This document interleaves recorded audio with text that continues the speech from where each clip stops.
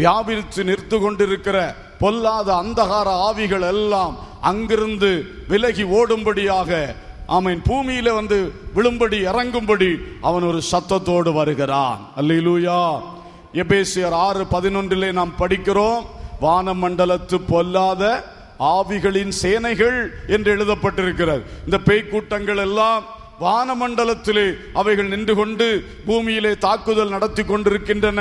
ஒவ்வொரு வீடுகள் மேல், சபைகளுக்கு எதிராக, ஒவ்வொரு தனி நபர்களுடைய வாழ்வுக்கு எதிராக இந்த பேய் பிசாசுகள் கிரியை செய்து கொண்டிருக்கின்றன.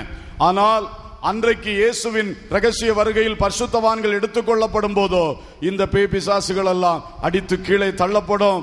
நட்சத்திரங்கள் விழுவது போல அவைகள் பூமியில் வந்து பயங்கரமான 7 ஆண்டு கிரியைகளை செய்வதற்காக அவைகள் இன்னும் பலமாக வந்து இறங்க போகிறது. அதற்கு தான் அங்கிருந்து வழிவிடுங்கள் என்று சொல்லுகிறது போல ஒரு பயங்கர சத்தத்தை அந்த பிரதான தூதன் போடுகிறான். மூன்றாவதாக தேவ எக்காலத்தோடு வானத்திலிருந்து இறங்கி வருவார். தேவ எக்காலம், புறப்படுங்கள், புறப்படுங்கள் என்பதற்கு தொனிக்கப்படுகிற எக்காலம். இஸ்ரவேல் ஜனங்களுடைய சரித்திரத்திலே படிக்கிறோம், யுத்தத்துக்கு புறப்படும் பொழுது எக்காலம் ஊதுவார்கள். அவர்கள் பாளையம் இறங்கி இருக்கிற இடத்திலிருந்து அடுத்த இடத்துக்கு யாத்திரை புறப்படும் பொழுது எக்காலம் ஊதுவார்கள். இது போலவே இங்கே படுத்து கிடக்கிற பரிசுத்தவான்களே புறப்படுங்கள் என்று சொல்லுகிற சத்தம், பூமியிலே உயிரோடு இருக்கும் பரிசுத்தவான்களே புறப்படுங்கள் என்று சொல்லுகிற எக்கால சத்தம். ஹல்லேலூயா. இந்த எக்கால சத்தம் ரொம்ப ஆச்சரியமானது. ஆனால் ஒன்று உங்களுக்கு தெரியுமா, இந்த சத்தங்கள் எல்லாம் வானத்திலே ஏற்படும் பொழுது எல்லாம் ஏதோ பெரிய ஒரு சத்தமா கேட்டு அந்த சத்தத்தை கேட்டு தான் நம்ம ஏறி போவோம் என்பது கிடையாது. நம்முடைய இருதயத்தில், நம்முடைய ஆவியில் பரிசுத்த ஆவி வாசம் பண்ணுகிறதுனாலே அந்த ஆவியானவர் மூலம் நமக்கு இருக்கிற அந்த தொடர்பின் காரணமாக அவர் ஒரு இமைப்பொழுதில் நம்ம எல்லாம் கூட்டி சேர்த்து விடுவார். அல்லேலூயா. அந்த சத்தம் நம்முடைய உள்ளங்களில் தொனிக்கும். ஒரு ரேடியோ ஸ்டேஷனை எடுத்துக்கொண்டால், தூரத்தில் இருக்கிற ரேடியோ ஸ்டேஷன்ல ஒலிபரப்பப்படுகிற நிகழ்ச்சி வானமண்டலத்திலே அந்த சத்தம் வந்தாலும் அந்த குறிப்பிட்ட ரேடியோ அதற்கு நேராய் டியூன் பண்ணி இருக்கும் பொழுது அந்த ரேடியோவுக்குள்ளதான் அந்த சத்தம் வரும். பக்கத்துல ஒரு ரேடியோ வேற ஒரு ஸ்டேஷனுக்கு டியூன் பண்ணி இருந்ததுன்னா அங்க இந்த சத்தம் கிடைக்காது. அதே மாதிரி நம்முடைய உள்ளம் உலகத்துக்கு நேராய் டியூன் பண்ணப்பட்டதா இருந்ததுன்னா உலகத்தின் சத்தம் தான் கேட்டுக்கொண்டிருக்கோம், பரிசுத்தாவின் சத்தம் கேட்க வாய்ப்பில்லை. பரிசுத்தாவியோடு இசைந்து வாழுகிற, தேவனோடு சஞ்சரிக்கிற பரிசுத்த வாழ்வு வாழ்ந்தால் அப்பொழுது இந்த ஆவியின் மூலமாக நமக்கு தேவ சத்தம், தேவ எக்காலம் தொனிக்கும். ஹல்லேலூயா. ஸ்தோத்திரம். இதற்கு அநேக விளக்க வசனங்கள் இருக்கின்றன. இயேசுவின் வருகை நடக்கும் பொழுது உலகத்தில் ஒரு பக்கம் இரவு, ஒரு பக்கம் பகல். எப்பொழுதுமே அப்படிதான், உலகில் ஒரு பக்கம் பகல், ஒரு பக்கம் இரவு. அதெல்லாம் வசனத்தில் ரொம்ப அழகா எழுதப்பட்டிருக்கிறது. கர்த்தருக்கு ஸ்தோத்திரம். இருவர் தூங்கி கொண்டிருப்பார்கள், ஒருத்தன் எடுத்துக்கொள்ளப்படுவான், ஒருத்தன் என்ன செய்யப்படுவான், கைவிடப்படுவான். இருவர் வயலில் இருப்பார்கள், ஒருவன் எடுத்துக்கொள்ளப்படுவான், ஒருத்தன் என்ன செய்வான், கைவிடப்படுவான். அப்போ ஒரு பக்கம் பூமியிலே பகல் வேலைகள் நடந்து கொண்டிருக்கும், ஒரு பக்கம் இரவு தூக்கம் நடந்து கொண்டிருக்கும். தூங்குகிற நேரம் இயேசு வந்தாலும், பகல் நேரம் இயேசு வந்தாலும் ஆவிக்குள்ளே இருக்கிற பிள்ளைகள், ஆயத்தமாய் இருக்கிற பிள்ளைகள் அப்படியே இயேசு கிறிஸ்துவோடு சேர்க்கப்படுவோம். ஹல்லேலூயா. இங்கே அதை அழகாய் சொல்லி இருக்கு. அப்பொழுது கிறிஸ்துவுக்குள் மரித்தவர்கள் முதலாவது எழுந்திருப்பார்கள். ஃபர்ஸ்ட் பேட்ச் யாரு? கிறிஸ்துவுக்குள் மரித்தவர்கள். பின்பு உயிரோடு இருக்கும் நாமும் கர்த்தருக்கு எதிர்கொண்டு போக மேகங்கள் மேல் அவர்களோட கூட ஆகாயத்தில் எடுத்துக்கொள்ளப்பட்டு இவ்விதமாய் எப்பொழுதும் கர்த்தருடனே கூட இருப்போம். அல்லேலூயா. ரொம்ப ஆச்சரியமான வசனம். நாம் அப்படி அந்த இதில் எடுத்துக்கொள்ளப்பட்டு இயேசுவோடு சேர்க்கப்பட்டால் பிறகு இந்த உலகத்தில் பல நிகழ்வுகள் நடக்கும். என்ன நிகழ்வு நடந்தாலும் நாம் எப்பொழுதும் கர்த்தருடனே கூட இருப்போம். ஆமென். நம்ம எப்போ யார் கூட தான் இருப்போம்? இயேசுவோடு கூட இருப்போம். இயேசுவோடு கூட இருப்போம். அதுக்கு பிறகு உலகத்தில் உபத்திரவம் நடக்கும். ஆனா நாம் யாரோடு இருப்போம்? சொல்லுங்க. ஆமா, இங்க அந்தி கிறிஸ்துவின் உபத்திரவம் நடக்கும். நாம் யாரோடு இருப்போம்? இயேசுவோடு இருப்போம். அர்மகதோன் யுத்தம் நடக்கும் பொழுது நாம் யாரோடு இருப்போம்? இயேசுவோடு இருப்போம். அதுக்கு பிறகு நடக்கிற ஒவ்வொரு சம்பவங்களும் நாம் யாரோடு இருப்போம்? என்ன அருமையான பாக்கியம். அல்லேலூயா. எந்த உபத்திரவத்திலும் அடிபட வேண்டாம், எந்த பிரச்சனைக்கும் பயப்பட வேண்டாம். இந்த நாட்களை பயன்படுத்தி பரிசுத்தம் அடைந்து கர்த்தருக்காக ஜீவித்து விட்டோம் என்றால் அந்த எக்காலம் தொனிக்கும் பொழுது இயேசுவின் வருகையில் எடுத்துக்கொள்ளப்பட்டு விட்டால் அதுக்கு பிறகு எப்பொழுதும் கர்த்தருடனே கூட இருப்போம். கரங்களை தட்டி ஒரு விசை கூட தேவனுக்கு மகிமை செலுத்துவோம். ஹல்லேலூயா. அந்த நாள் மிக சமீபமே, சுத்தர்கள் யாவரும் சேர்ந்திடவே. அந்த நாள் மிக சமீபமே, சுத்தர்கள் யாவரும் சேர்ந்திடவே. தேவ எக்காளம் வானில் முழங்க, தேவாதி தேவனை தரிசிப்போமே. தேவ எக்காளம் வானில் முழங்க, தேவாதி தேவனை தரிசிப்போமே. எக்காள சத்தம் வானில் தோனித்திடவே, என் இயேசு மகாராஜனே வந்திடுவார். எக்காள சத்தம் வானில் தோனித்திடவே, என் இயேசு மகாராஜனே வந்திடுவார். கன்னிமை நேரத்தில் மாறிடுவோம், விண்ணிலே யாவரும் சேர்ந்திடுவோம். கன்னிமை நேரத்தில் மாறிடுவோம், விண்ணிலே யாவரும் சேர்ந்திடுவோம். கண்ணீர் கவலை அங்கே இல்லை, கர்த்தர் தாமே வெளிச்சமாவார். கண்ணீர் கவலை அங்கே இல்லை, கர்த்தர் தாமே வெளிச்சமாவார். எக்காள சத்தம் வானில் தோனித்திடவே, என் இயேசு மகாராஜனே வந்திடுவார். எக்காள சத்தம் வானில் தோனித்திடவே, என் இயேசு மகாராஜனே வந்திடுவார். அல்லேலூயா. அடுத்ததாக நடக்கிற சில சம்பவங்களை நான் உங்களுக்கு சொல்லும்படி விரும்புகிறேன். கர்த்தருக்கு ஸ்தோத்திரம். இந்த எடுத்துக்கொள்ளப்பட்ட பரிசுத்தவான்கள் 7 ஆண்டுகள் இயேசுவோடு தேவ சன்னிதானத்திலே இருக்கும் பொழுது அங்கே வெளிப்படுத்தின விசேஷம் 4ஆம் அதிகாரம் தொடங்கி நாம் பார்க்கிறது போல சில அருமையான நிகழ்வுகள் பரலோகத்திலே நடைபெறுகிறது. ஆட்டுக்குட்டியானவர் வந்து உடைக்கப்பட வேண்டிய முத்திரை போடப்பட்ட புஸ்தகத்தை தன் கையில் வாங்கி அதிகாரம் பெற்றவராய் அடுத்த 7 ஆண்டுகள் பூமியிலே நடைபெற வேண்டிய அந்த நிகழ்வுகளை எல்லாம் முத்திரைகளை ஒவ்வொன்றாக உடைத்து 7 முத்திரைகளை உடைத்து அந்த முதல் 3.5 ஆண்டுகள் பூமியில் நடக்க வேண்டிய சம்பவங்களை அவர் ஆரம்பித்து விடுகிறார். அடுத்ததாக 7 தூதர்களுடைய எக்காளங்கள், அடுத்தது 7 கோப கலசங்கள். இவைகள் இரண்டும் அடுத்த 3.5 வருட காலத்திலே இந்த பூமியில் நடக்க வேண்டிய மகா உபத்திரவ நிகழ்வுகளை தொடங்கி விடுகின்றன. இவைகளெல்லாம் பைபிளிலே மிக அழகாக நமக்கு எழுதி தரப்பட்டிருக்கிறது. இப்படியான உலகத்திலே பயங்கரமான நிகழ்வுகள் நடக்கும். அங்கே நாம் ஆட்டுக்குட்டியானவரோடு, ஏன்னா அவரோடு சேர்க்கப்பட்டு பிறகு எப்பொழுதும் அவரோடு தான் இருப்போம். பிதாவின் சந்நிதியிலே ஆட்டுக்குட்டியானவராய் இயேசு கிறிஸ்து அதிகாரம் பெற்று அவர் முத்திரைகளை அங்கே உடைக்க கீழே பூமியிலே கைவிடப்பட்ட மக்களுக்கு பலவித இயற்கை சேதங்களும் அரசியல் நெருக்கடிகளும் சமூக ரீதியான நெருக்கடிகளும் பொருளாதார நெருக்கடிகளும் பல சம்பவங்கள் அங்கு அந்தி கிறிஸ்துவின் ஆட்சியின் கீழாக கள்ளத்தீர்க்கதரிசியினுடைய உதவியோடு கூட வலு சர்ப்பமாகிய சாத்தானுடைய அபிஷேகத்தின் பேரிலே இந்த 3 மிருகங்களும் சேர்ந்து, வலு சர்ப்பமாகிய மிருகம், சமுத்திரத்திலிருந்து ஏறி வருகிறது மிருகமாகிய அந்தி கிறிஸ்து, பூமியிலிருந்து எழும்பி வருகிற மிருகமாகிய கள்ளத்தீர்க்கதரிசி சேர்ந்து 7 ஆண்டுகள் இந்த பூமியிலே பொல்லாத கிரியைகளை செய்து கொண்டே வருகின்றன. ஆகவே இந்த கிரியைகள் எல்லாம் நடக்கும் பொழுது வெளிப்படுத்தலில் எழுதப்பட்டிருக்கிற மகா பயங்கரமான தேவனுடைய கோப கலசங்கள் எல்லாம் ஊற்றப்படுகின்ற வேளையிலே நாம் அவைகளை காணாதபடி நாம் கர்த்தரோடு கூட இருப்போம். கரங்களை தட்டி கர்த்தருக்கு மகிமை செலுத்துவோம். ஹல்லேலூயா, ஹல்லேலூயா. கர்த்தருக்கு ஸ்தோத்திரம், கர்த்தருக்கு ஸ்தோத்திரம். அன்பானவர்களே, வெளிப்படுத்தின விசேஷத்தின் இந்த நிகழ்வுகளை குறித்து பல கொள்கைகள் கோட்பாடுகள் இருக்கிறது. இன்றைக்கு எல்லாரும் கூகுளில் அதிகமாக சர்ச் பண்ணி பல காரியங்களை படிக்கிறவங்களா இருக்கிறீங்க. உங்களுக்காக ஒரு வார்த்தை சொல்ல விரும்புகிறேன்.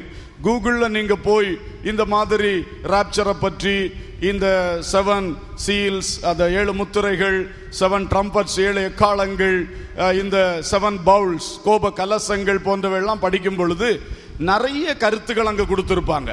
எல்லா கருத்துக்களும் கரெக்ட் என்று நீங்க எடுத்துக்கொள்ள கூடாது. கர்த்தருக்கு ஸ்தோத்திரம். படிக்கிறவர்கள் அதை புரிந்து கொள்வீர்கள். அதுல நிறைய பிரிட்டரிஸ்ட் வியூ என்று ஒன்று கொடுப்பார்கள்.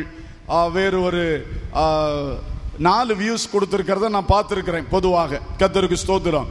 அதுல கொஞ்சமாவது இந்த சரியான கொள்கையோடு ஒத்து வரக்கூடியது ஃபியூச்சரிஸ்ட் வியூ. ஃபியூச்சரிஸ்ட் வியூ என்று ஒரு தலைப்பின் கீழாக அந்த ஒவ்வொரு வசனத்துக்கும் விளக்கம் கொடுத்திருப்பாங்க. அதுதான் ஓரளவு இந்த வேதாகம வசன கோட்பாடுக்கு இணைந்து வருகிறதாக இருக்கிறது. ஹல்லேலூயா. இந்த ஃபியூச்சரிஸ்ட் வியூ தான் எதிர்காலத்தில் வெளிப்படுத்தின விசேஷத்தில் சொல்லப்பட்டிருக்கவைகள் எழுத்தின்படி நடக்கும் என்ற கோட்பாடுடையவர்களுக்குரியது. ஹல்லேலூயா. இன்னொரு கொள்கை யாருடையதுன்னா, வெளிப்படுத்தின விசேஷத்தில் எழுதியிருக்கிறதெல்லாம் இதுல நடக்காது, அதாவது சம்பவமாக நடக்காது, அது மக்களுக்கு நன்மையை உண்டாக்கும்படி தீமையை விட்டு விலகும்படி எழுதப்பட்ட ஒரு இமேஜினரி அல்லது இல்யூஷன்ஸான காரியங்கள், அப்படி சொல்லி ஒரு வியூ இருக்குது. அந்த வியூ எல்லாம் நம்ம படித்து அதை பின்பற்றக்கூடாது. நிச்சயமாய் வெளிப்படுத்தல என்ன எழுதியிருக்கோ அது எழுத்தின்படி நடக்கும். ஹல்லேலூயா. ஏன்னா இந்த பைபிள்ல என்னென்ன இதுவரைக்கும் எழுதப்பட்டிருக்கோ அதெல்லாம் எழுத்தின்படி நடந்து கொண்டே வருகிறது. Praise the Lord. ஆகவே வெளிப்படுத்தல எழுதி இருக்கிறதும் எழுத்தின்படி என்ன செய்யும்? நடக்கும். அதற்குரிய அறிகுறிகள் எல்லாம் இப்பவுமே ஆரம்பிச்சாச்சு. 666 முத்திரையை குறித்து பைபிள் சொல்லுது. அது இப்பொழுதே பாருங்கள் உலகத்திலே நடைமுறையில் வந்தாயிற்று. அந்த ஃபோர்ஹெட்ல அந்த இதுல எல்லாம் அந்த இடங்கள் சொல்லப்பட்டிருக்க பாத்தீங்கன்னா கரெக்டா அதே இடத்துல அந்த சிப்பை பதிக்கணும்னு சொல்லி இன்னைக்கு என்ன பண்றாங்க? ஒழுங்கு பண்ணிட்டாங்க. இப்படி எந்த ஒரு காரியத்தை பைபிள் வசனத்துல வெளிப்படுத்தல நடக்க வேண்டியதெல்லாம் இன்னைக்கு உலகத்துல எல்லாம் ரெடி. அந்தி கிறிஸ்து ஒருவன் வெளிப்பட வேண்டியதுதான் பாக்கி. மற்றபடி அவன் வெளிப்பட்ட உடனே எல்லாம் பைபிள்ல எழுதியிருக்கிறபடி நடப்பதற்கு எல்லாமே ஆயத்தமாக இருக்கிறது. அல்லேலூயா. கர்த்தருக்கு ஸ்தோத்திரம். ஆனால் இயேசுவின் வருகை, பரிசுத்தவான்கள் எடுத்துக்கொள்ளப்படுதல் நடக்காதனால அந்தி கிறிஸ்து வெளிப்படல. அதுதான் இந்த அடுத்து நடக்க வேண்டிய நிகழ்வாக இருக்கிறது. Praise the Lord. நான் இந்த வியூஸ் பற்றி சொன்னேனே, ஒன்று இதெல்லாம் சும்மா இமேஜினரி, இது நம்மளை பயமுறுத்துறதுக்காக அப்படின்னு சொல்லி ஒரு கொள்கை. இன்னொரு கொள்கை, இதெல்லாம் ஏற்கனவே சரித்திரத்தில் நடந்துருச்சு அப்படி சொல்லி ஏராளம் பழைய சரித்திர விளக்கங்களை கொடுத்துக்கிட்டே இருக்காங்க. அதை மக்கள் படிச்சு அப்ப இதெல்லாம் நடந்துட்டோ அப்படி செய்கிறார்கள். கர்த்தருக்கு ஸ்தோத்திரம். இவைகளை நாம் புரிந்து கொள்ள வேண்டும். இன்னும் ஒன்று, இந்த பரிசுத்தவான்கள் எடுத்துக்கொள்ளப்படுகிறதுல கூட 3 கொள்கைகளை வச்சிருக்கிறாங்க. அதனாலதான் இந்த நீங்க கூகுள்ல பார்த்தாலும் சரி அல்லது இந்த புக்குகளை வாங்கி படிக்கும் பொழுது, வெளிப்படுத்தின விசேஷ புத்தகங்கள் விளக்க உரைகள் படிக்கும் பொழுதும் இந்த கவனம் இருக்கட்டும். ஒன்று, இவைகளெல்லாம் எழுத்தின்படி நடக்கக்கூடியது என்கிற முழு நிச்சயத்தோடு வாசியுங்கள். அதுக்கு மாறான புத்தகங்களை நாம் வாசிக்க தேவையில்லை. ஆமென். அடுத்ததாக, இந்த பரிசுத்தவான்கள் எடுத்துக்கொள்ளப்படுதல் உபத்திரவ காலம், 7 வருட உபத்திரவ காலத்துக்கு முன்னதாக நடைபெறும். Pre tribulation theory. ட்ரிபுலேஷனுக்கு முன்னதாக பரிசுத்தவான்கள் எடுத்துக்கொள்ளப்படுதல் நிகழும் என்பதுதான் நம்முடைய அசைக்க முடியாத விசுவாசம். அல்லேலூயா. அதுக்கு வேதம் முழுக்க ஆதாரமாக விளங்குகிறது. இன்னொரு தியரி என்னன்னு சொன்னா, அவர்கள் போஸ்ட் ட்ரிபுலேஷன் தியரி. இதை 7 ஆண்டு உபத்திரவம் முடிச்ச பிறகுதான் இயேசு கிறிஸ்து வந்து பரிசுத்தவான்களை எடுத்துக்கொள்வார் என்று. அது தவறானது, வேதத்தின் ஆதாரத்துக்கு முரண்பாடானது. இன்னும் ஒரு சம்பவம், இந்த ட்ரிபுலேஷன் உபத்திரவம் நடந்துட்டு இருக்கும் பொழுதே பாதியிலே 3.5 வருஷம் முடிஞ்ச உடனே இயேசு வந்து பரிசுத்தவான்களை எடுத்துக்கொள்வார் என்பது அதுவும் தெளிவில்லாத விஷயம். ஆகவே நம்முடைய விசுவாசம் இந்த 7 வருட உபத்திரவத்திற்கு முன்பே இந்த உபத்திரவத்தை காணாமல் நம்மை இயேசு தம்மோடு சேர்த்துக் கொள்ளுகிறார். அல்லேலூயா. இதை உள்ளத்திலே பதித்துக் கொள்ளுங்கள். காரணம், இன்றைக்கு தகவல் பரிமாற்றம் அதிகமாய் போன காரணத்தினாலே உபதேசங்களுடைய பல்வேறு விளக்கங்கள் சும்மா அப்படியே நிறைய மலிந்து கிடக்கிறது. இவைகளால் நாம் சேதப்பட்டு விட வேண்டாம். எனவே இப்படிப்பட்ட ஒரு அருமையான எடுத்துக்கொள்ளப்படுதல் இருக்கிறது. நோவா காலத்திலே தேவ கோபம் வந்து பூமியிலே ஜனங்களுக்கு பயங்கர உபத்திரவம் வந்த பொழுது அந்த பேழைக்குள்ளே அந்த ஜலத்துக்கு மேலாக அந்த 8 பேரை ஆண்டவர் பாதுகாப்பாய் வைத்திருந்தார். அல்லேலூயா. பிறகு அந்த தேவகோபம் மாறின பிறகு அவர்களை பேழையிலிருந்து வெளியே புறப்பட சொல்லி புதிய பூமியிலே கொண்டு வந்தார். அதே போல நம்மை இயேசு கிறிஸ்து அவர் தம்மோடு கூட சேர்த்து கொண்டு அவர் தம்மோடு 7 வருஷம் வைத்து கொண்டு அந்த வேளையில் ஜலப்பிரளயத்தை போல இங்க உபத்திரவம் நடந்து கொண்டே இருக்கும். அந்த 7 வருஷம் உபத்திரவம் முடித்த பிறகு அவர் நம்மை அழைத்து கொண்டு மறுபடியும் இந்த பூமிக்கு வருவார். அல்லேலூயா. இதுதான் உண்மை நிகழ்வு. ஆகவே அன்பானவர்களே, இந்த ஒவ்வொன்றுக்கும் வசனங்கள் வாசிக்க போனால் நேரம் ஆகிவிடும் என்று நினைக்கின்றேன். ஆகவே இப்படி 7 ஆண்டுகள் மேலே பரிசுத்தவான்கள் இளைப்பாரி தேற்றப்படுகிற அனுபவங்கள், கீழே பயங்கரமான உபத்திரவங்கள் நடைபெறும் சூழ்நிலைகள். கர்த்தருக்கு ஸ்தோத்திரம். இப்படியாக நடந்து கொண்டிருக்கும். 2வது 3.5 வருட காலம் மகா பயங்கரமாக தேவன் பூமியிலே உபத்திரவங்களை ஊற்றென்று ஊற்றிக்கொண்டே இருப்பார். கர்த்தருக்கு ஸ்தோத்திரம். இனி அடுத்ததாக பாருங்கள், இவைகள் முடிந்த பிற்பாடு. கர்த்தருக்கு ஸ்தோத்திரம். இவைகள் முடிந்த பிற்பாடு திரும்ப இயேசு கிறிஸ்துவும் தேவ பிள்ளைகளாகிய நாமும் பரலோகத்திலிருந்து மறுபடியும் இந்த பூமிக்கு வருகிறோம். ஆமென். வாசிப்போம். 1 தெசலோனிக்கேயர் 3:13.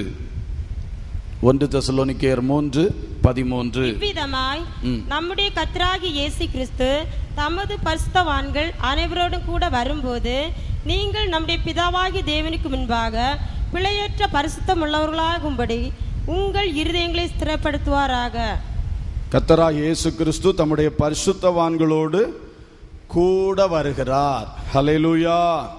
ஸ்தோத்திரம். அதே காரியம் யூதாவின் நிருபம் 14-15 ஆகிய வசனங்களிலும் எழுதப்பட்டிருக்கிறது. அங்கேயும் சொல்லப்பட்டிருக்கிறது. கடைசியாக 15ஆம் வசனத்தின் கடைசி பகுதி, 1000 தமது பரிசுத்தவான்களோடும் கூட கர்த்தர் வருகிறார் என்று முன்னறிவித்தான். அல்லேலூயா. அப்போ முதலாவது இயேசு கிறிஸ்து 7 ஆண்டுகளுக்கு முன்பு மத்தியவானம் வரைக்கும் வருகிறது, தூதர்களோடு வருகிறார். 2வது 7 வருடம் தாண்டி அவர் இந்த பூமிக்கே வரும் பொழுது அவர் நம்மோடு பரிசுத்தவான்களோடு வருகிறார். கரங்களை தட்டி தேவனுக்கு மகிமை செலுத்துவோமா? ஹல்லேலூயா. கர்த்தருக்கு ஸ்தோத்திரம். அவர் நம்மோடு கூட வருகிறார்.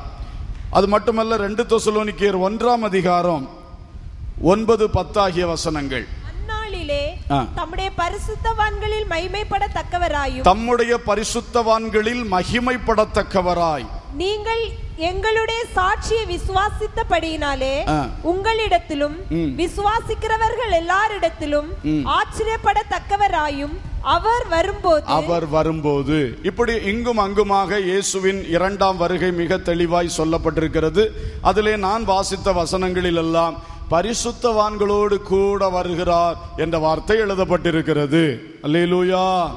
எனவே இயேசுவின் 2ஆம் வருகை அது இந்த அந்தி கிறிஸ்துவை, கள்ள தீர்க்கதரிசியை, இந்த சாத்தானை, அவனோடு கூட சேர்ந்த புறஜாதி நாடுகளை எல்லாரையும் நியாயம் தீர்க்கும்படிக்கு, தண்டனை வழங்கும்படிக்கு கர்த்தராகிய இயேசு அவர் 2வது விசை இந்த பூமிக்கு வருகிறார். அல்லேலூயா. சகரியா 14:4 தெளிவாய் எழுதப்பட்டிருக்கிறது. அந்நாளில் இயேசு கிறிஸ்துவுடைய பாதங்கள் கிழக்கே எருசலேமுக்கு எதிரே இருக்கிற ஒலிவ மலையின் மேல் வந்து நிற்கும் என்று எழுதப்பட்டிருக்கிறது. அப்போ 1 தெசலோனிக்கேயர் 4 படித்தோம். ஃபர்ஸ்ட் மத்திய வானத்திலே வருகிறார் என்று சொல்லி, இப்போ சகரியா 14:4 சொல்லப்பட்டிருக்கிறது அவர் ஒலிவ மலையின் மேல் அவருடைய பாதம் வந்து நிற்கும். இது அந்த 2 வருகையும் ரொம்ப தெளிவுபடுத்தக்கூடிய நல்ல வசனங்கள். இப்படியாக கர்த்தர் வருவார். அதில் கூட ஒரு வசனத்தை வாசிப்போம். சகரியா 14:5 வசனம், அப்பொழுது என் மலைகளில் பள்ளத்தாக்கு வழியாய் ஓடி போவீர்கள், மலைகளில் பள்ளத்தாக்கு அத்சால் மட்டும் போகும்.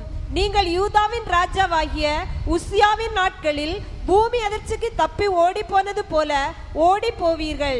என் தேவனாகிய கர்த்தர் வருவார். என் தேவனாகிய கர்த்தர் வருவார். தேவரீரோடே எல்லா பரிசுத்தவான்களும் வருவார்கள். எல்லா பரிசுத்தவான்களும் வருவார்கள். அல்லேலூயா. எத்தனை வசனங்களிலே அவர் வரும்பொழுது அவருடைய பரிசுத்தவான்களும் கூட வருகிறோம் என்பது அழகாக தெளிவாக எழுதப்பட்டிருக்கிறது. ஆகவே அன்பானவர்களே, இந்த ஒரு பெரிய பாக்கியம் பரிசுத்தவான்களாகிய நமக்கு வைக்கப்பட்டிருக்கிறது. நான் சொல்லுகிற கோர்வை விட்டுவிடக்கூடாது. மரணம் அல்லது இயேசுவின் வருகை. இயேசுவின் வருகையிலே மரித்தோர் முதலாவது எழுந்திருப்பார்கள், பின்பு உயிரோடு இருக்கும் நாமும் அவரோடு சேர்த்து கொள்ளப்படுவோம்.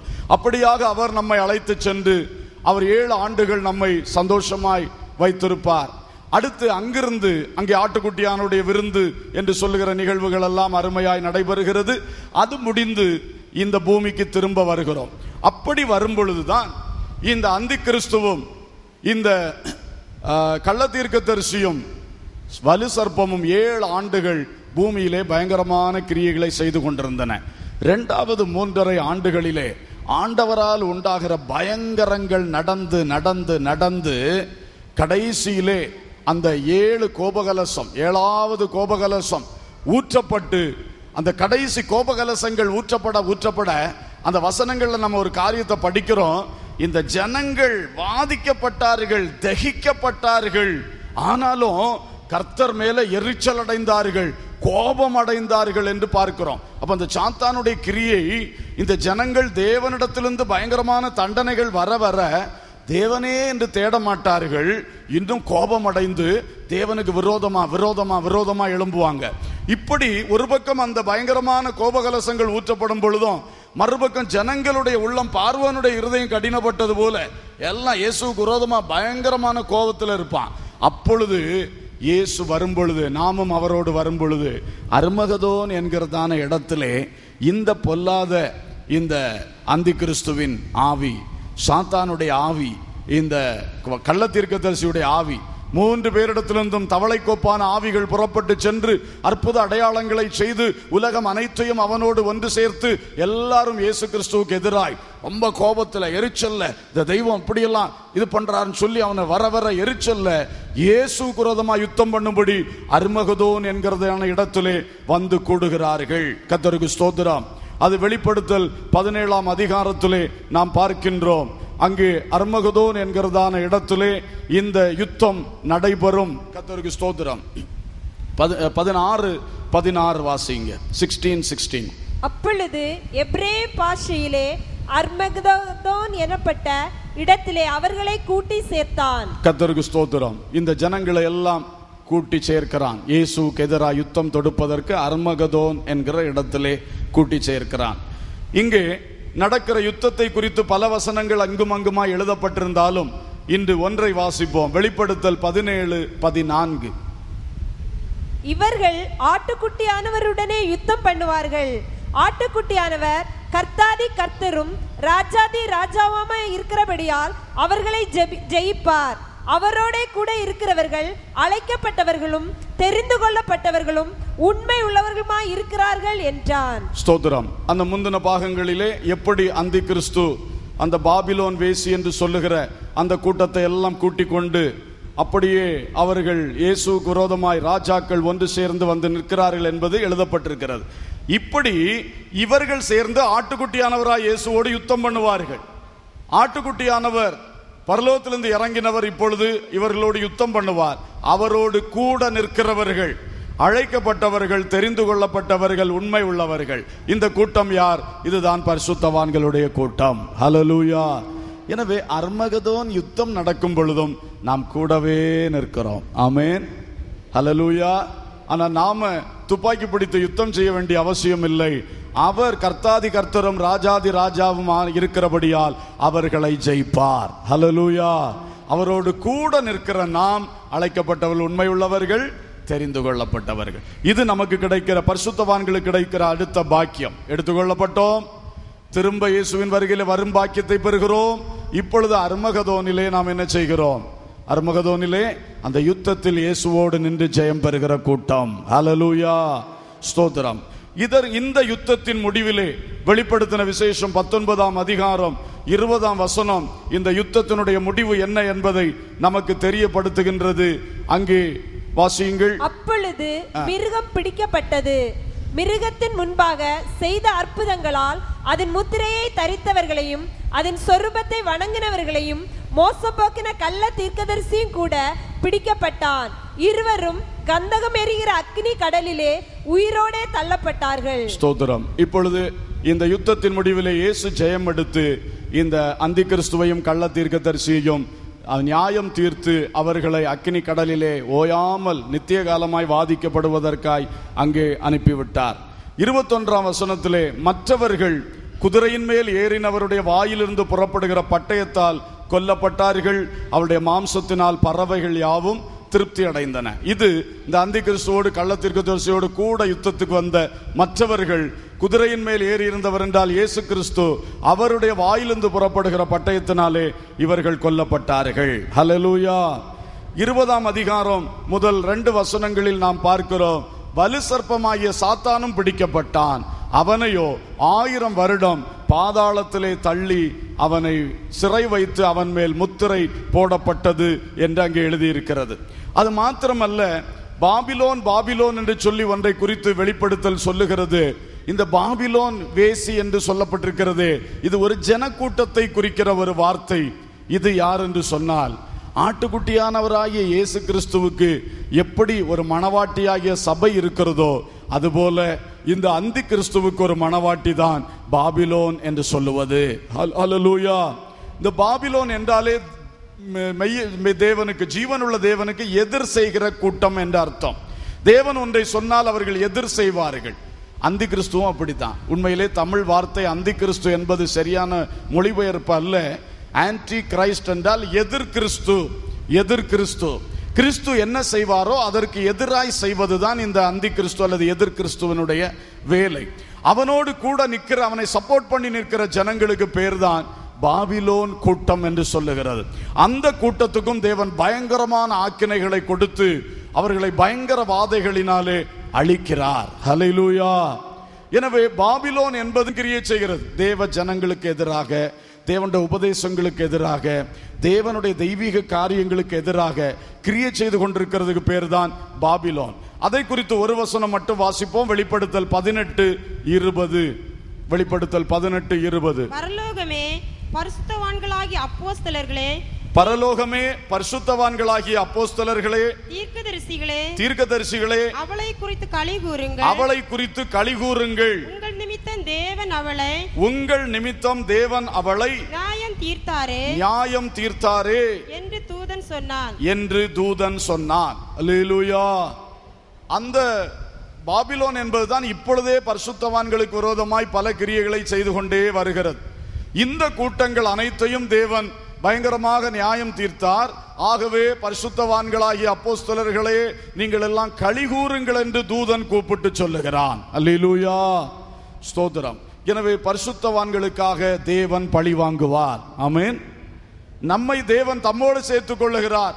7 வருட உபத்திரவத்துக்கு பாதுகாவலாய் அங்கே வைத்துக் கொள்ளுகிறார். பிறகு நம்மையும் அழைத்து வந்து இந்த பூமியிலே நம்மையும் கூட நிறுத்தி அர்மகதோனிலே ஜெயம் எடுத்து இந்த பொல்லாத கூட்டத்தை எல்லாம் தண்டிக்கிறார். நம்முடைய கண்களுக்கு முன்னதாகவே நம்மை உபத்திரவப்படுத்தின, துன்பப்படுத்தின பாபிலோன் கூட்டத்தை அவர் நியாயம் தீர்த்து பரிசுத்தவான்களே களிகூருங்கள் என்று சொல்லுகிறார். அல்லேலூயா. ஸ்தோத்திரம். அடுத்ததாக பார்த்தால், இந்த காரியங்கள் நடந்து முடிந்தவுடனே வெளிப்படுத்தல் 20ஆம் அதிகாரம் 4, 5, 6 ஆகிய வசனங்களில் நாம் படிக்கிறபடி அங்கே இரத்த சாட்சிகளாய் மரித்தவர்கள் உயிரோடு எழும்புகிறார்கள். இந்த 7 ஆண்டு காலத்திலே இரத்த சாட்சிகளாய் 666 முத்திரையை தரிக்க மாட்டேன், அந்த மிருகத்தினுடைய சொரூபத்தை நான் வணங்க மாட்டேன் என்று நிமிர்ந்து நின்று சாட்சியாய் நின்று கடைசியிலே இரத்த சாட்சியாய் மரித்த கூட்டம், அவர்கள் இந்த அர்மகதோன் யுத்தம் முடிவிலே உயிரோடு எழும்பி அவர்களும் இயேசுவோடு சேர்க்கப்படுகிறார்கள். இது இரத்த சாட்சிகளுடைய உயிர்த்தெழுதலாக இருக்கிறது.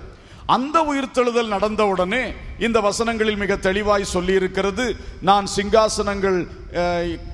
சிங்காசனங்களை பார்த்தேன், அவைகளின் மேல் உட்கார்ந்தார்கள், அங்கே 1000 வருஷம் எல்லாரும் கிறிஸ்துவுடனே அரசாண்டார்கள் என்று எழுதப்பட்டிருக்கிறது. ஹல்லேலூயா. 6ஆம் வசனத்தை மாத்திரம் வாசிப்போம். முதலாம் உயிர்த்தெழுதலுக்கு பங்குள்ளவன் பாக்கியவானும் பரிசுத்தவானுமாய் இருக்கிறான். முதலாம் உயிர்த்தெழுதலுக்கு பங்குள்ளவன் பாக்கியவானும் பரிசுத்தவானுமாய் இருக்கிறான். இவர்கள் மேல் இரண்டாம் மரணத்திற்கு அதிகாரம் இல்லை. இவர்கள் மேல் இரண்டாம் மரணத்துக்கு அதிகாரம் இல்லை. இவர்கள் தேவனுக்கும் கிறிஸ்துவுக்கும் முன்பாக ஆசாரியராய் இருந்து அவரோடு கூட 1000 வருஷம் அரசாளுவார்கள். பரிசுத்தவான்கள் 1000 வருஷம் அரசாளுவோம் என்று எழுதப்பட்டிருக்கிறது. அல்லேலூயா. நம்முடைய பங்கை பார்த்தீங்களா? அடுத்தடுத்த அந்த நிகழ்வுகளில் ஒவ்வொன்றிலும் கர்த்தர் நமக்கு மகிமையான பங்கை வைத்திருக்கிறார். பூமியிலே கொண்டு வருகிறார். அடுத்தது இந்த அந்தி கிறிஸ்துடைய ராஜ்யத்தை முடிவு கட்டிவிட்டு இயேசு கிறிஸ்து தமது ராஜ்யத்தை 1000 வருஷத்துக்கு இந்த பூமியிலே ஸ்தாபிக்கிறார். அப்பொழுது பரிசுத்தவான்கள் நாமும் அவரோடு கூட எருசலேமில் இருந்து அவரோடு துரைத்தனம் பண்ணுகிறவர்களாய், அதிகாரம் பண்ணுகிறவர்களாய் நாமும் 1000 ஆண்டுகள் இதே பூமியில் ஆளுகை செய்வோம் என்று பைபிள் நமக்கு சொல்லுகிறது. ஹல்லேலூயா. கர்த்தருக்கு ஸ்தோத்திரம். தானியேல் 7ஆம் அதிகாரம் 27ஆம் வசனமும் சொல்லுகிறது, பரிசுத்தவான்கள் ஆளுகை செய்வார்கள் என்று அங்கே சொல்லப்பட்டிருக்கிறது. அடுத்து இந்த 1000 வருடம் முடிவடையும் பொழுது வெளிப்படுத்தல் 20:7ஆம் வசனத்தில் படிக்கிறது போல சாத்தான் மறுபடியும் அந்த பாதாள குழியிலிருந்து விடுதலையாக்கப்படுவான். உடனே இந்த பொல்லாத சாத்தான் திரும்பவும் ஜனங்களை ஒன்று கூட்டி கோகு மாகோகு என்கிற 2 குறிப்பிட்ட கூட்டத்தை தன் கையில் எடுத்து கடற்கரை மணலத்தனையான கூட்டத்தை எருசலேம் என்கிற பரிசுத்த நகரத்தை சுற்றி வந்து வளைந்து கொள்ளுவான். எருசலேமுக்குள் இயேசு இருப்பார். நாம் பரிசுத்தவான்களுடைய பாளையம் எருசலேமில் இருக்கும். அந்த பரிசுத்த நகரத்தை அடுத்து இந்த சாத்தான் இந்த பொல்லாத மக்களை கூட்டிக் கொண்டு அவன் பாளையம் இறங்குகிறான். அதை குறித்து 8ஆம் வசனம் சொல்லுகிறது. வெளிப்படுத்தல் 20:8 வாசிப்போம். பூமியின் 4 திசைகளிலும் உள்ள ஜாதிகளாகிய கோகையும் மாகோகையும் மோசம் போக்கும்படிக்கும் அவர்களை யுத்தத்திற்கு கூட்டிக் கொள்ளும்படிக்கும் புறப்படுவான். அவர்களுடைய தொகை கடற்கரை மணலத்தனையா இருக்கும். அடுத்த வசனம். அவர்கள் பூமி எங்கும் பரம்பி பரிசுத்தவான்களுடைய பாளையத்தையும் பிரியமான நகரத்தையும் வளைந்து கொண்டார்கள். இங்கே அவர்கள் பரிசுத்தம் நகரத்தை, பரிசுத்தமான பிரியமான நகரத்தை என்று சொன்னால் எருசலேமை, பரிசுத்தவான்களுடைய பாளையம் என்றால் நாமெல்லாம் குடியிருக்கிறது. எருசலேமில் இயேசுவோடு நாம் இருப்போம். இதை சுற்றி அவர்கள் பாளையம் இறங்கினார்கள். அப்பொழுது அடுத்த யுத்தம் உண்டாயிற்று. தொடர்ந்து வாசியுங்கள். அப்பொழுது தேவனால் வானத்திலிருந்து அக்கினி இறங்கி அவர்களை பட்சித்து போட்டது. மேலும் அவர்களை மோசமாக்கின பிசாசானவன் மிருகமும் கள்ள தீர்க்கதரிசியுமாய் இருக்கிற இடமாகிய அக்கினியும் கந்தகமான கடலிலே தள்ளப்பட்டான். அவர்கள் இரவும் பகலும் சதா காலங்களிலும் வாதிக்கப்படுவார்கள். கர்த்தருக்கு ஸ்தோத்திரம். இப்பொழுது பாருங்கள், நம்முடைய ரோல் கடைசியிலே நாம் இயேசுவோடு இருக்கும் பொழுது 1000 வருஷம் முடிஞ்ச உடனே சாத்தானை அவிழ்த்து விடுவார். பழையபடி ஒரு யுத்தத்தை கொண்டு வருவான். அதை வானத்திலிருந்து தேவன் அக்கினி இறக்கி அந்த யுத்தத்தை ஜெயிப்பார். அப்பொழுது இந்த உலகத்துக்கு ஒரு முடிவு வரும். அதன் பின்பு வெளிப்படுத்தல் 20ஆம் அதிகாரம் 11 கீழே வாசிக்கிறது போல வெள்ளை சிங்காசனத்தில் இயேசு அமர்ந்திருந்து நியாயாதிபதியாக அமர்ந்திருந்து அப்போதான் பூமியிலே ஆதாம் முதல் கடைசி வரை பிறந்த எல்லாரையும், மரித்த அனைவரையும் உயிரோடு எழுப்பி எல்லாரையும் அவருடைய வெள்ளை சிங்காசனத்துக்கு முன்னால கொண்டு நிறுத்தி நியாயம் தீர்ப்பார். ஜீவ புஸ்தகத்தில் பெயர் எழுதப்படாதவர்கள் யாவரையும் அந்த அக்கினியும் கந்தகம் எரிகிற கடலிலே சாத்தானும் அந்தி கிறிஸ்துவும் கள்ள தீர்க்கதரிசியும் தள்ளப்பட்டிருக்கிற இடத்திலே தள்ளுவார். அவர்கள் சதா காலமும் பாதிக்கப்படுவார்கள். ஆனால் ஏற்கனவே எடுத்துக்கொள்ளப்பட்ட முதலாம் உயிர்த்தெழுதலில் பங்கு பெற்ற அல்லது இரத்த சாட்சி உயிர்த்தெழுதலில் பங்கு பெற்ற இந்த பரிசுத்தவான்கள் கூட்டத்தை தம்மோடு வைத்து புதிய எருசலேம் என்கிற தம்முடைய அந்த தாம் இப்பொழுது பரலோகத்தில் வைத்து கட்டி உண்டாக்கி கொண்டிருக்கிற அஸ்திபாரங்கள் உள்ள நகரம் என்று பைபிள்ல எபிரேயர்ல எழுதப்பட்டிருக்கிற அதே புதிய எருசலேம் பட்டணத்திலே நம்மை குடியேற்றி பிதாவானவரும் இயேசுவும் நம்மோடு இருந்து நித்திய காலமாய் நாம் அவரோடு வாழ்வதற்கும் அவரோடு ஆளுகை செய்வதற்குமான பெரிய பாக்கியத்தை பரிசுத்தவான்களுக்கு வைத்திருக்கிறார். அல்லேலூயா. அப்பொழுது பழைய வானமும் பூமியும் மாற்றப்பட்டுவிடும். புதிய வானமும் பூமியும் உண்டாகும். இந்த பரம எருசலேம் என்கிற பட்டணம் யோவான் 14 கர்த்தர் சொன்னது போல என் பிதாவின் வீட்டில் அநேக வாசஸ்தலங்கள் உண்டு, உங்களுக்காக ஒரு ஸ்தலத்தை ஆயத்தம் பண்ண போகிறேன், ஆயத்தம் பண்ணின பின்பு நான் மறுபடியும் வந்து நான் இருக்கிற இடத்தில் நீங்கள் இருக்கும்படி உங்களை என்னோடு சேர்த்துக் கொள்வேன் சொன்னது போல அங்கே இப்பொழுது ஆயத்தம் பண்ணி கொண்டிருக்கிற அந்த பரிசுத்த நகரம் புதிய எருசலேம் நகரம் வெளிப்படுத்தல் 21:2 சொல்லப்பட்டது போல அது பரலோகத்தை விட்டு இறங்கி வரும். வந்து ஒரு விண்கலம் போல, ஒரு சேட்டலைட் சிட்டி போல அது நிற்கும். இந்த புதிய பூமிக்கு வெளிச்சம் கொடுக்கிறதாக நிற்கும். அந்த அருமையான மோட்ச பட்டணத்துக்குள்ளே நம்மை குடியேற்றி நித்திய காலமாய் அவரோடு வாழ வைக்க தேவன் சித்தமுள்ளவராயிருக்கிறார். இதற்கு தெரிந்து கொள்ளப்பட்டவர்கள் தான் பரிசுத்தவான்கள். ஹல்லேலூயா. இன்றைக்கு பரலோகம் உங்களை தெரிந்து கொண்டு கர்த்தருடைய பரிசுத்த சபைக்குட்படுத்தி பரிசுத்தவான்களாக உருவாக்கி என் டைம் நிகழ்வுகள், இந்த கடைசி கால நிகழ்வுகளிலே இப்படிப்பட்ட ஒரு நல்ல ரோல், நல்ல ஒரு காரியத்தை நமக்கு வைத்து கடைசியாக புதிய எருசலேம் பட்டண மோட்ச பேரின்ப பெருவாழ்வை, நித்திய ஜீவனை நமக்கு தரப்போகிறார். இதை பெற்றுக்கொள்ளும்படி நம்முடைய வாழ்க்கையை பரிசுத்தவாட்டி என்ற நிலையில் நிறுத்திக் கொள்வதற்கு அனுதினமும் பிரயாசப்பட வேண்டும். ஹல்லேலூயா. நம்முடைய சிந்தை பரிசுத்தமாய் இருந்தால் நம்முடைய கண்களின் பார்வை பரிசுத்தமாய் இருக்கும், பேச்சு பரிசுத்தமாய் இருக்கும், செய்கை நடக்கை எல்லாம் பரிசுத்தமாய் இருக்கும். வேறானது பரிசுத்தமாய் இருந்தால் கனியும் பரிசுத்தமாய் இருக்கும். அதே போலதான் சிந்தையிலே பரிசுத்தம் வந்தால்தான் மற்ற எல்லா செயல்பாட்டுகளிலும் பரிசுத்தம் வரும். ஆகவே அன்பானவர்களே, வெளியிலிருந்து பரிசுத்தத்தை உள்ள கொண்டு போறதல்ல, உள்ளே இருந்து பரிசுத்தம் புறப்பட்டு நம்முடைய வார்த்தையிலும் செய்கையிலும் வெளிப்பட வேண்டும். அல்லேலூயா. அந்த ஒரு பரிசுத்தத்துக்காக பரிசுத்த ஆவியின் அபிஷேகத்தை பெற்று பரிசுத்த வசனங்களில் அதிகமாக நாம் போதிக்கப்பட்டு கிறிஸ்துவுக்குள்ளாக தம் வாழ்க்கையை காத்துக்கொண்டு பரிசுத்தத்தின் மேல் பரிசுத்தம் அடைந்து கிறிஸ்துவுக்கு நேராக நாம் எழும்புவோம். கர்த்தர் நம்மை ஆயத்தப்படுத்துவாராக. இப்பொழுது எல்லாரும் கண்களை மூடி ஜெபம் பண்ண போகிறோம். ஹல்லேலூயா. எல்லாரும் எழுந்து நின்று தேவ சமூகத்திலே ஓரிரு நிமிடங்கள் ஜெபிக்கும் பொழுது, அன்பான தேவ பிள்ளைகளே, நீங்கள் பரிசுத்தவான்களாய் அழைக்கப்பட்டிருக்கிறீர்கள். இன்று அந்த பாதையில் எப்படி நீங்கள் நின்று கொண்டிருக்கிறீர்கள்? சிந்தித்து கர்த்தரிடத்தில் வாய் திறந்து பேசி ஜெபித்து ஒப்பு கொடுத்து நாம் எல்லாரும் ஜெபிக்க போகிறோம். எழும்புங்க எழும்புங்க எழும்புங்க சொன்னா உட்கார்ந்து வேடிக்கை பார்த்து கொண்டு இருக்காதிருங்கள். எழும்பி கண்களை மூடி ஜெபிக்க ஆயத்தமாகுங்கள். பரிசுத்தமான ஒரு ஜெப நேரம். எல்லாரும் கண்களை மூடுவோம். சொன்ன சம்பவங்கள் சீக்கிரமாய் நடைபெற உள்ளது. ஆகையினால் நம்முடைய வாழ்க்கையை நாம் பரிசுத்தமாய் காத்துக்கொள்வோம். கண்களை மூடினீர்களா? தேவ சமூகத்தை நோக்கி பார்த்தீர்களா? உங்கள் பரிசுத்தத்துக்காக, ரட்சிக்கப்படாதவர்கள் அந்த ரட்சிப்புக்காக, ஞானஸ்நானம் பெறாதவர்கள் அதற்காக, பரிசுத்தாவின் அபிஷேகம் பெறாதவர்கள் அதற்காக இப்பொழுது எல்லாரும் ஜெபிக்க போகிறோம். ஹல்லேலூயா. பரிசுத்தமாய் நம்மை காத்துக் கொள்வோம். நம் பரிசுத்தர் இயேசு வருகிறார்.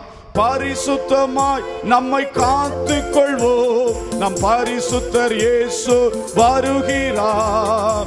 நீதியாய் நியாயம் தீர்த்திடவே நியாயாதிபதியாக வருகிறார். நீதியாய் நியாயம் தீர்த்திடவே நியாயாதிபதியாக வருகிறார். மாரநாதா அல்லேலூயா. மாரநாதா அல்லேலூயா. மாரநாதா அல்லேலூயா. மாரநாதா அல்லேலூயா. நித்திரையை விட்டு நாம் எழும்புவோம். நம் நீதியின் சூரியன் வருகிறார். நித்திரையை விட்டு நாம் எழும்புவோம். நம் நீதியின் சூரியன் வருகிறார். ரட்சிப்பின் வஸ்திரம் காத்துக் கொள்வோம். ரட்சகர் வருகிறார். ரட்சிப்பின் வஸ்திரம் காத்துக் கொள்வோம். நம் ரட்சகர் வருகிறார். மாரநாதா அல்லேலூயா. மாரநாதா அல்லேலூயா.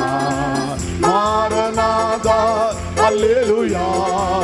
மாரநாதா அல்லேலூயா. மாரநாதா அல்லேலூயா. மாரநாதா அல்லேலூயா. மாரநாதா அல்லேலூயா. மாரநாதா அல்லேலூயா. இயேசு வாரு அல்லேலூயா. இயேசு வருகிறார் அல்லேலூயா. இயேசு வாரு அல்லேலூயா. இயேசு வருகிறார் அல்லேலூயா. இயேசு வருகிறார் அல்லேலூயா. இயேசுவே வாரு அல்லேலூயா. இயேசு வருகிறார் அல்லேலூயா. இயேசுவே வாரு அல்லேலூயா.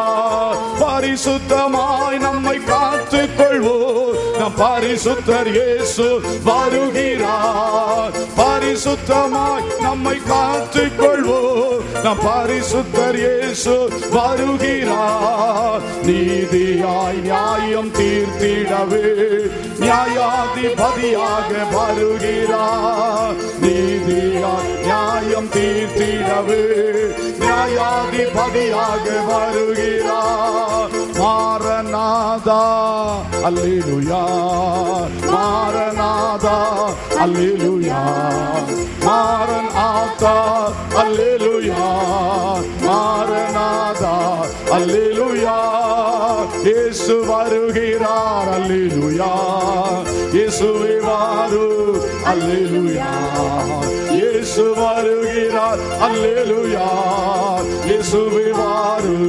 அல்லேலூயா, இயேசு வருகிறார். அல்லேலூயா, இயேசுவே வாரு. அல்லேலூயா, இயேசு வருகிறார். அல்லேலூயா. ஓ glory. ஓ ரபா சந்தரபா கபலபா சந்தனமா. ஆமென். பரிசுத்த ஆவியானவர் பரிசுத்தவான்களை ஆயத்தம் பண்ணுகிறவர் இந்த கூட்டத்தில் வந்திருக்கிற தேவ பிள்ளைகள் மத்தியிலே ஆவியானுடைய அக்கினிமயமான வல்லமை இந்த ராத்திரி வேளை ஒரு விசை கூட இறங்குவதாக எங்களை சுத்திகரிக்கும்.